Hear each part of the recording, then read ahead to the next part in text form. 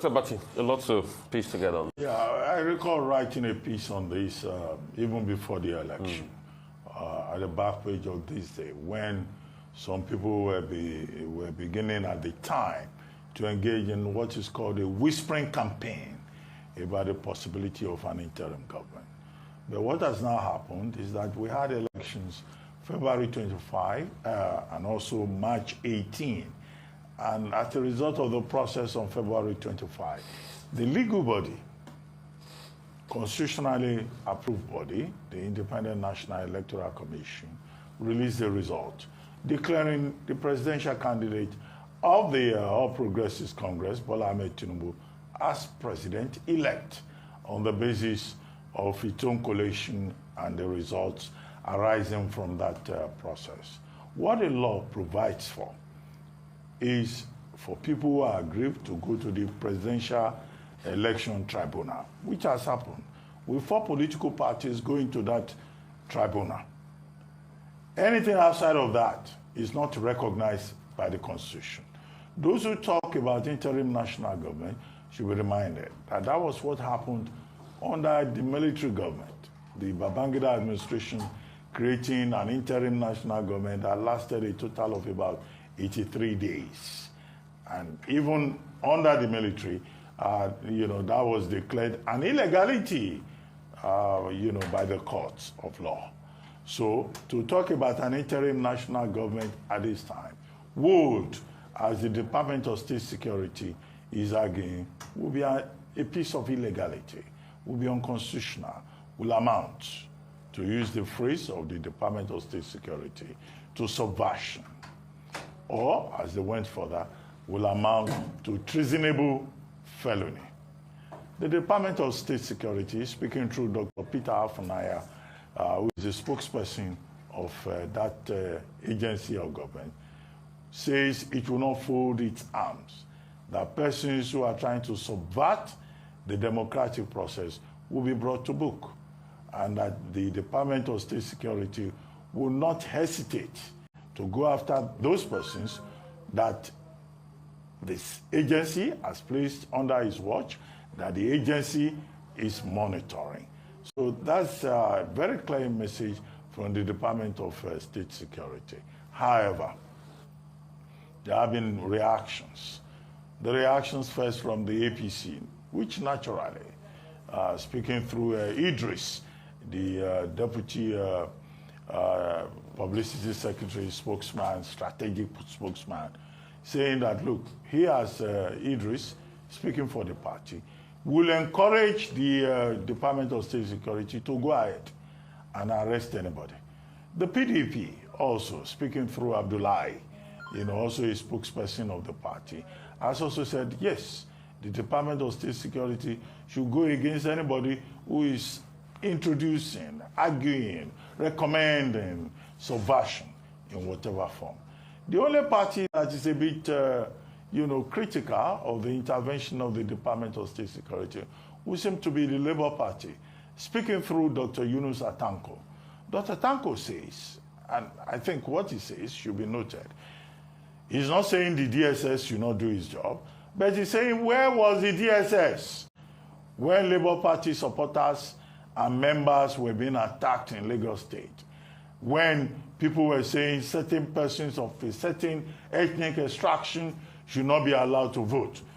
That, okay, so why is the Department of State Security waking up just now to say, some people are trying to subvert the May 29 inauguration process? I think the Department of State Security should take special notice of that line, because it's a question of saying the Department of State Security cannot choose and pick when it wants to be proactive, when it wants to act.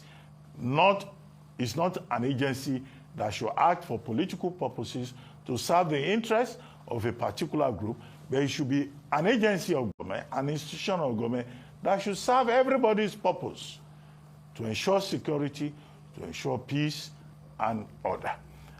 That is where we are in terms of this issue, but an interim government is nowhere in the Constitution of Nigeria. Even the doctrine of necessity that some people talk about, was just political convenience.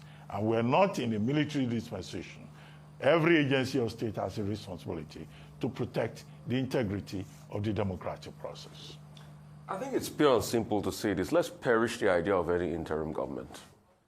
We cannot go back to the June 12 days. We all know what happened to Nigeria that time. We all know how we became even an international pariah. We all saw the effect of what it did to the image of Nigeria. And the court of law said, no, it is an illegality. It shouldn't have even happened then. We can't go back to those days. That's number one.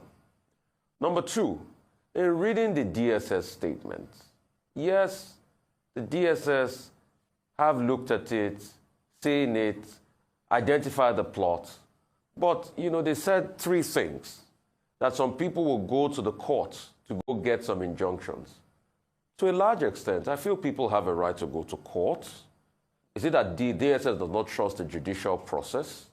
It says getting frivolous injunctions. I want them to expatiate further on that. It said in protest, people will force, protest in such a way that it will cause chaos across the country, and there will be a declaration of this. No. People have a right to peaceful protest. And across party lines, everybody has been protesting. We saw APC protesters in Abuja called the Natives, protesting in support of Bola Ahmed Tinubu and saying, oh, the mandate is theirs. Even saying further that, hey, people should also congratulate the candidates. We've seen Labour Party members. We've seen PDP protesting across the country. This is a constitutional right for people to be able to protest peacefully. And also, it's also part of their right to be able to go to court. It is the court that determines the injunction that they give to anybody, be it frivolous or not. And that's why we keep calling our judiciary process to do better. Thirdly, in all of this, the DSS is seeing some political actors. We want the DSS to act on it because we want the safety and security of our country. And the peaceful transfer of power is what heralds every democracy. But, like the different political parties have stated, one part we should ask the DSS about strongly is the fact that when threats were made in Lagos, what did the DSS do about it? That's a very fundamental question. Because we forget in a hurry what happened in Lagos. MC Oluomo made threats, and those threats came to be. They were not just empty threats.